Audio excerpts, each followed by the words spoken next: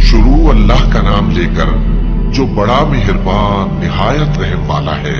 सितारे की कसम जब गायब होने लगे कि तुम्हारे रफीक यानी हमारे नबी न रास्ता भूले हैं न भटके हैं और न ये ख्वाहिश नफ्स से कुछ बोलते हैं। ये कुरान तो एक वही है जो इनकी तरफ भेजी जाती है। इनको निहायत कुव्वत वाले ने सिखाया यानी जिब्राइल ने जो ताकतवर है। फिर वो पूरी तरह बैठे जबकि वो आसमान के ऊंचे किनारे पर थे।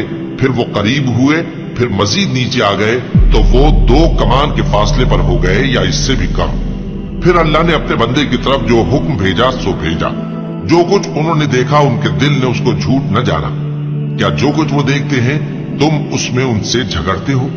और उन्होंने उसको यानी जिब्राइल को एक और बार भी उतरते देखा है सिदरतुल मुंतहा के पास।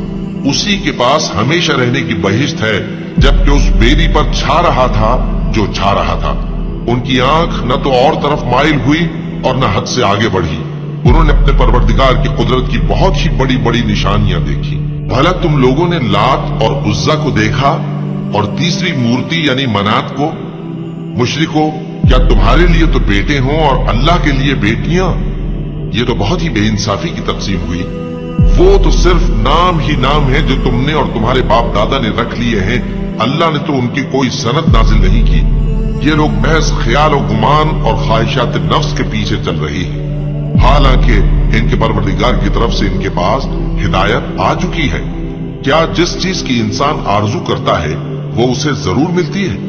सो आखिरत और दुनिया तो अल्लाह ही के हाथ में है। और आसमानों में बहुत से फरिश्ते हैं जिनकी सिफारिश कुछ भी फायदा नहीं देती मगर उस वक्त कि अल्लाह जिसके लिए चाहे इजाजत बख्शे और सिफारिश पसंद भी करे। जो लोग आखिरत पर ईमान नहीं लाते वो फरिश्तों को लड़कियों के नाम से मौसूम करते हैं, हालांकि उनको इसकी कुछ खबर नहीं। वो सिर्फ ख्याल और गुमान पर चलते हैं जबकि ख्याल और गुमान हक के मुकाबले में कुछ काम नहीं आता। तो जो हमारी याद से रूगर्दानी करे और सिर्फ दुनिया ही की जिंदगी का ख्वाहा हो उससे तुम भी मुंह फेर लो। उनके इल्म की यही इंतहा है। तुम्हारा परवरदिगार उसको भी खूब जानता है जो उसके रास्ते से भटक गया और उससे भी खूब वाकिफ है जो रास्ते पर चला। और जो कुछ आसमानों में है और जो कुछ जमीन में है सब अल्लाह ही का है। और उसने खलकत को इसलिए पैदा किया है कि जिन लोगों ने बुरे काम किए उनको उनके अमाल का बदला दे और जिन्होंने नेकियां की उनको नेक बदला दे। जो सगीरा गुनाहों के सिवा बड़े बड़े गुनाहों और बेहयाई की बातों से इज्तिनाब करते हैं, बेशक तुम्हारा परवरदिगार बड़ी बख्शिश वाला है। वो तुमको खूब जानता है। जब उसने तुमको मिट्टी से पैदा किया और जब तुम अपनी माओ के पेट में बच्चे थे तो अपने आप को पाक साफ न जताओ। जो परहेजगार है वो उससे खूब वाकिफ है। भला तुमने उस शख्स को देखा जिसने मुंह फेर लिया और थोड़ा सा दिया फिर हाथ रोक लिया? क्या उसके पास गैब का इल्म है कि वो उसे देख रहा है? क्या जो बातें मूसा के सहीफों में हैं उनकी उसको खबर नहीं पहुंची?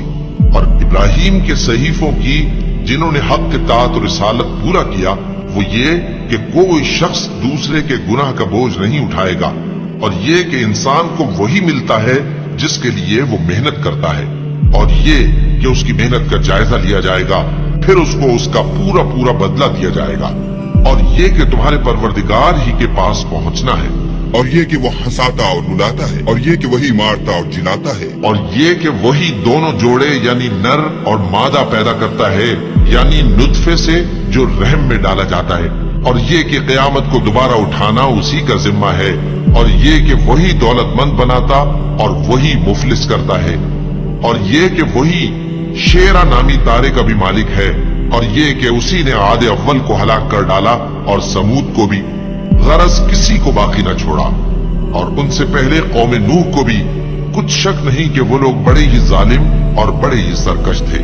और उसी ने उल्टी हुई बस्तियों को दे पटका, फिर उन पर जो चीज छा गई सो छा गई। तो ऐ इंसान, तू अपने परवरदिगार की कौन कौन सी नेमत पर झगड़ेगा? ये पैगंबर भी पहले के खबरदार करने वालों में से एक खबरदार करने वाले हैं। आने वाली यानी क़यामत करीब आ पहुंची। उस दिन की तकलीफों को अल्लाह के सिवा कोई दूर नहीं कर सकेगा। ऐ काफिरों, क्या तुम इस कलाम पर ताज्जुब करते हो और हंसते हो और रोते नहीं? और तुम गफलत में पड़े हो तो अल्लाह के आगे सजदा करो और उसी की इबादत करो।